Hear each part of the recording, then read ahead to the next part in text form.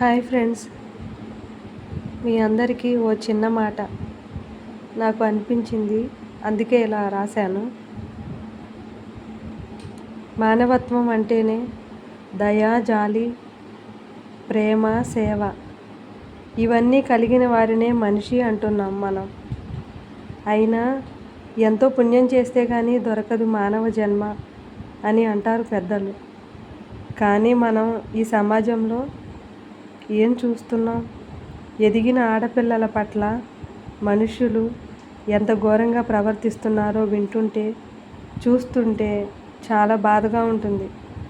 అయినా ముక్కు మొహం తెలియని ఆడపిల్లకి ఎక్కడో ఏదో జరిగితేనే ఆ విషయం గురించి బయటికి రావడానికి ఎంతో సమయం పడుతుంది మాలాంటి వాళ్ళకి.